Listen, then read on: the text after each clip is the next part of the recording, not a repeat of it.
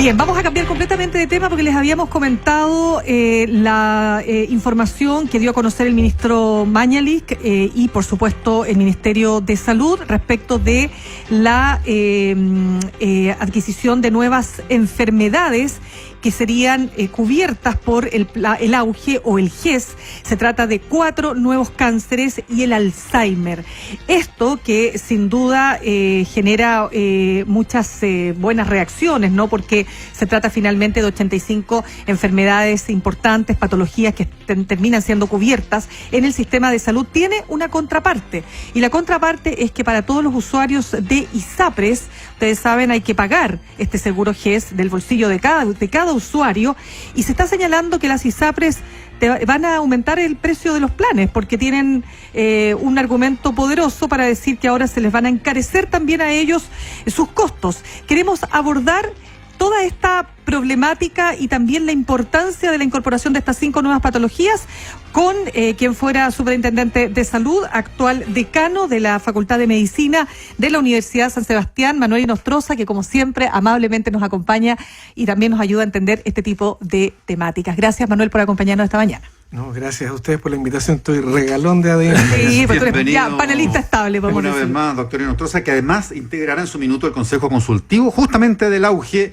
en el segundo gobierno de Michelle Bachelet. Así es. Y ahí nos interesa empezar a despejar el panorama. De partida, a ver, aterricemos la realidad. Cada vez que se han incorporado patologías al plan auge, las primas han subido, ¿o no? ¿Siempre ha sido así? ¿O alguna vez se ha absorbido de otra forma esto? No. A ver, lo que pasa es que son 2 lógicas distintas de financiamiento para el sector público y para el sector privado. Lo que en el sector público ocurre es que lo que tú haces es, primero, marcar las prestaciones que ya estabas haciendo respecto de algunas patologías que estás incorporando al auge, y a eso le agregas prestaciones adicionales que no estaban garantizadas, porque como ahora se dice, mire, este tratamiento de medicamento o esta nueva técnica jurídica, quirúrgica va a tener que ser prestada con garantía de oportunidad, y por lo tanto usted tiene aquí una plata marcada y plata adicional para poder atender las garantías GES de estas hoy día 80 y luego 85 patologías. Ahí se pone el Estado. Entonces, ahí el Estado se pone con aporte fiscal directo para garantizar, y esa plata queda marcada. Nadie la puede tocar. El ministro de Hacienda ni siquiera frente a un ajuste fiscal puede tocar esa plata, porque esa plata, imagínate, si la toca, se deja de cumplir la garantía de oportunidad. Por lo tanto se viola la norma. Y se viola la norma. Por lo tanto, perdón, Manuel, para 14 millones de ciudadanos que forman parte de FONASA, aquí no ha pasado nada. No ha pasado nada. O sea, ha pasado todo bueno, quiero decir. Ni va a pasar nada. No tiene que aumentar su cotización, porque su cotización sigue siendo tanto, todo es positivo para ellos. Y todo, no hay ningún problema para ellos. Ahora, en el caso del sector privado, opera distinto, porque ahí ya, en general, todas estas patologías se cubren, bien o mal, se cubren, porque están dentro del plan complementario también, y por lo tanto lo que hay que hacer es, bueno, si la ISAPRE tiene gastos adicionales, por ejemplo, cuando hay medicamentos ambulatorios, porque el auge tiene una virtud que incorpora medicamentos ambulatorios que de otra manera no estarían en el plan de salud, ese es un gasto adicional, ¿sí? Y por lo tanto, la ISAPRE puede calcular, en virtud de esos costos adicionales, si se generan muchos gastos o atiende muchos más pacientes de los que antes atendía, bueno, eso lo puede llevar a prima. Ahora, hay que decir que las ISAPRES ya habían anunciado, no obstante la superintendencia paralizó esa alza, de que iban a aumentar en promedio un 34% la prima del auge, aún sin haber modificado las patologías, porque el decreto... Antes de que se incorporaran estas 5. El decreto que había enviado Santelices hablaba de que eran las mismas 80 patologías, se analizaron todas estas mismas, pero dijeron, como no hay más plata adicional, lo que vamos a hacer es que la poca plata que hay, la vamos a ocupar para mejorar las canastas de prestaciones de las 80 que ya habían, y la decisión era no subir ni 81 ni 85 como ahora. Y en ese contexto la ISAPRES ya le anunciaron a la superintendencia que iban a anunciar alzas por el orden del 34% del valor de la prima actual del auge, y la superintendencia las paralizó porque como dijo que no había decreto, la superintendencia opinaba que no podía, pero quedó stand-by. Pero ahora que se reactiva con un nuevo decreto que incorpora a 85 ahora, obviamente que la justificación que van a tener, si es que demuestran en los números es que ellos pueden incrementar, claro, van a tener un argumento ahí. Subir los precios. Pongamos otro punto ahí, doctor Inostroza, que es el de la judicialización de los costos de los planes generales, porque cuando hay alzas de planes, cierto, está la historia que ya todos conocemos del recurso a los tribunales, y los tribunales fallan siempre a favor de los afiliados, y las ISAPRES se tienen que tragar y mantenerle los planes fijos por años a veces a esos cotizantes que recurren a la justicia. Eso con los planes ISAPRE. Pero no han tenido la misma suerte los usuarios cuando han reclamado por las alzas de las primas auge. Bueno, mira, hay que decir que el año 2016, cuando se hizo el 7º decreto, no se modificaron, como les digo, el número de patología, pero la Corte Suprema por primera vez acogió del orden de 12.000 reclamos de afiliados que también reclamaron que cómo le subían el precio de la GES, de la prima GES, si el número de patologías se mantenía constante. Exactamente. Y por primera vez, en los anteriores, como dices tú muy bien, Mauricio, la Corte Suprema había dicho que en el caso de GES, como es una lógica que no discrimina, porque en el caso de la prima GES todos pagamos lo mismo, exacto, viejos y jóvenes, mujeres y hombres pagamos exactamente lo mismo, pero en este caso le dio la razón a los afiliados y a 12 les revirtió el alza. Yeah. Entonces, lo que se esperaba ahora es que si hubiera habido nuevamente una modificación de decreto de canastas, pero no del número de patología, probablemente si personas hubieran presentado recursos legales en las Cortes por incremento de precio sin modificación del número de patología, uno hubiera esperado que hubieran corrido la misma suerte que la del año 2016. Que ganara a la ISAPRE. Que le ganara a la ISAPRE. Sin embargo, ahora que el gobierno está anunciando 5 nuevas patologías, va a haber que ver cuál va a ser el criterio jurídico, porque cuando había incremento de patología, normalmente la Corte Suprema no acogía la solicitud de alza. Y le daba la razón a las ISAPRE. Y le daba la razón a la ISAPRE.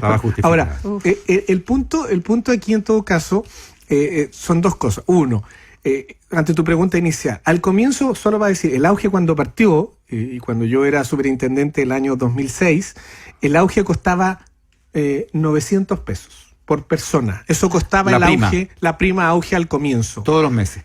Todos los meses. O sea, fue el valor más bajo que hemos tenido. Hoy día está del orden como de 8.000 pesos promedio aproximadamente. Mira. Pero en ese tiempo estaba a 900 pesos. ¿Pero eran cuántas patologías? 25 patologías. 25 y ahora 80. Y después cuando subió a 40, se mantuvo en los mismos 900 pesos. La ISAPRE, que era un poco el espíritu, digamos, o sea, a pesar de que como se ocupaba poco al comienzo, a pesar de que se subió de 25 a 40, las ISAPRE no subieron el valor ese segundo prima que también me tocó a mí, que fue el año 2006 para el 2007. Gobierno de Lagos. Ahora, ¿y qué es lo que pasa? Que después cuando gobierno Bachelet 1, fue justo cuando cambiaron los dos gobiernos. Fue gobierno de Lagos al comienzo. Esto se implementó en los 3 últimos años del gobierno del presidente Lagos. Bueno, ¿y qué es lo que pasó después? Que como las ISAPRES empezaron a perder en los casos de reajuste en el plan complementario y la Corte le empezaron a dar la razón a esas alzas anuales, las ISAPRES empezaron a usar el ajuste de la prima auge para poder como una variable de compensación. Es decir, lo que no lograba subir de precio por el lado del plan complementario, porque perdía los recursos, entonces lo ajustaba por el lado de la prima auge. Entonces, ahí el tema de la prima auge perdió y desnaturalizó su sentido de solo cobrar costos adicionales, porque de hecho al comienzo era muy baja, e incluso en los primeros años ni siquiera se cobraba adicional cuando se incrementaba el número de patologías. Y hoy día probablemente la presión que hay de incrementos de precio por GES es porque están compensando ese 12-14% de afiliados que gana recursos en los tribunales y que no ve incrementados los precios por esa vía, ¿no? Manuel, estamos conversando con el superintendente de salud y actual decano de la Universidad San Sebastián de Medicina, Manuel Inostroza. Manuel, hay un tema ahí que planteas y que tiene que ver con que pareciera ser que el usuario de ISAPRE conoce poco el funcionamiento del GES, porque también, desde mi punto de vista, las ISAPRES se encargan, lo digo abiertamente, de no informarte adecuadamente. Entonces, muchos de los usuarios creen que este es casi un beneficio estatal para los usuarios de FONASA. Y uno se encuentra con que realmente el GES es una tremenda solución para un montón de enfermedades crónicas tan incluso cotidianas hoy como puede ser el asma. Y cómo te puede cambiar la vida cuando vas a la farmacia a comprar una receta que te puede costar 100.000 pesos y terminas pagando 4.000. O sea, quiero que se entienda que esa es la relación. Entonces, quiero saber primero que nada si desde tu punto de vista es así. Efectivamente, a las ISAPRE les importa poco promocionar esto desde todo punto de vista por lo que estamos hablando. Y segundo, tú señalaste también también que tú habrías preferido que acá se hubiese hecho un cambio primero en mejorar la cobertura de las 80 antes de aumentar 5 más. Vamos con la primera de todas maneras. Mira, efectivamente, yo creo que durante mucho tiempo, la buena noticia es que esto está empezando a cambiar levemente. Después voy a comentar con P. ¿Por qué? Pero durante mucho tiempo, yo esto lo conversé fuertemente con Rafael Caviedes. Rafael Caviedes me decía... quien presidiera el gremio de las ISAPRES. En off me decía, ¿no es cierto? Bueno, nunca lo decía en público. Decía, mira, el plan auge es un plan rasca. Dicho en buen chileno, ¿sí? Los afiliados de ISAPRE aman la libre elección y no les gusta esto de las redes cerradas y prefieren la libre elección y pagar más porque les da más prestigio. Entonces dice, mira, yo creo que en algún momento los chilenos se van a dar cuenta que la salud es cara y que valoran tener un plan de cobertura. De hecho, el plan de cobertura del GES es sobre el 90%. O sea, cuando solo el 10% del costo va a copago. En cambio, cuando tú ocupas la libre elección, la cobertura del ISAPRE es malísima. Te llega al 50, 55% y el gasto de bolsillo es del 45 a 50%. Entonces, finalmente la gente está empezando a demandar ocupar más. Y algunas ISAPRES, yo quiero mencionar, porque ya están ahí, por último quiero hacer un reconocimiento, hay ISAPRES como Banmédica y Vida 3 que ahora crearon un centro del beneficiario GES y lo promocionan y por lo tanto ya están haciendo publicidad de que venga usted a conocer el auge, venga a usarlo, porque al final incluso a ellos les puede convenir que el paciente se vaya por GES, porque el paciente GES, comillas, es más, ganamos todo, porque es más barato para el afiliado porque yo pago menos. Y como yo negocio por volumen la cantidad de pacientes, obtengo rebajas de precio de las clínicas y prestadores y por lo tanto puedo abaratar los costos. Es que ahí busquemos identificar también, Manuel, la psicología de la gente, porque tal como dice Mirna, mucha gente dice prefiero elegir, además que me siga atendiendo mi mismo médico en la clínica de mi preferencia o con la que tengo un plan preferencial en mi paquete principal. Cuando de repente el GES significa irme a otra clínica, tal vez no tan lujosa, porque ahí son contratos grandes que hacen las ISAPRES, pues, ¿no? Para tener esos servicios. Entonces uno lo deriva a otro lado, con otro médico, pero quiero interpretarlo en el siguiente sentido. ¿Qué no pasa eso en los sistemas de salud del mundo, donde uno no se lleva eligiendo clínica?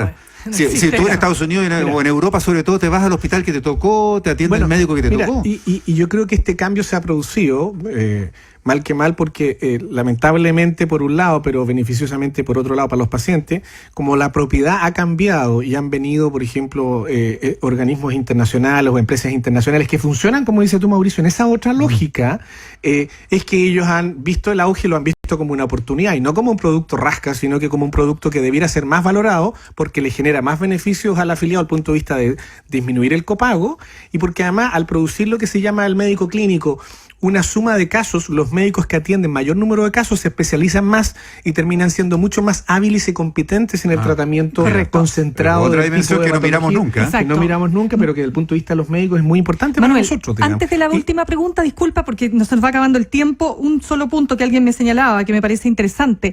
Tiene que ver también con que mucha gente dice que si activa su seguro GES pasa inmediatamente a tener preexistencia. O sea, claro, pues si yo tengo... ¿No es así? No es Por así. ejemplo, si tú tienes una enfermedad crónica, entonces la ISAPRE va a decir, entonces no se puede cambiar porque usted tiene preexistencia. Mientras no haya reforma. O sea, mira, lo que pasa es que, dicho de otro modo, cualquier patología activa una preexistencia en el sistema de salud, en general, cualquiera, porque si yo tengo un diagnóstico tanto de una patología GES como no GES, sea GES o no, se convierte en preexistencia. O sea que no hay que tomarlo como elemento. Y particularmente para agregar, el GES no tiene preexistencia, o sea, las patologías GES no se consideran preexistentes. Muy bien, estupenda esa respuesta. Y respecto a la última pregunta, bueno, yo he sostenido este último tiempo y cuando fui miembro del Consejo Consultivo, es que nosotros, los 3 primeros decretos del auge, los del 2005, 2006 y 2007, financiamos perfectamente el auge porque eran 56 patologías y el financiamiento fue diseñado para 56.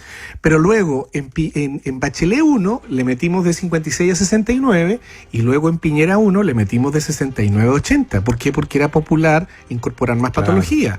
Pero se las metimos con el mismo financiamiento de las 56. O sea, con menos cobertura, con menos prestaciones específicas. Entonces, efectivamente, eso que es lo que originó, y ese fue mi planteamiento, que en la medida en que yo metí estas 24 que no tenían financiamiento, lo que ocurrió de sentido común es que desfinanciamos o generamos listas de espera en las patologías no auge. Porque cuando yo como médico clínico atiendo a un paciente GES de estas 24 adicionales, yo no le puedo decir, esta prestación a partir de ahora, como no está en la canasta, no tiene financiamiento y yo lo atiendo hasta aquí. ¿me entiendes? Le atiendo hasta el hemograma, pero no le puedo hacer la radiografía, por ponerte un ejemplo burdo. Lo tengo que atender igual. Y por lo tanto eso consume recursos que no están financiados, y eso explica que a partir del último tiempo ustedes también informen todos los meses y todos los años cómo la deuda hospitalaria aumenta, alcanzando todo año récord histórico de deuda hospitalaria, y las listas de espera que hemos comentado aquí suben y suben. En el NOGES tenemos 1.800.000 en interconsulta y 200.000 en cirugía. Entonces el planteamiento de los últimos 2 consejos consultivos, yo estuve en uno, fue, muchachos, mejoremos el financiamiento de las 80 antes de incorporar 5, 10, porque si no, nunca vamos a revertir esta mala implementación que se hizo durante 2 años seguidos y 2 gobiernos de signo político distinto.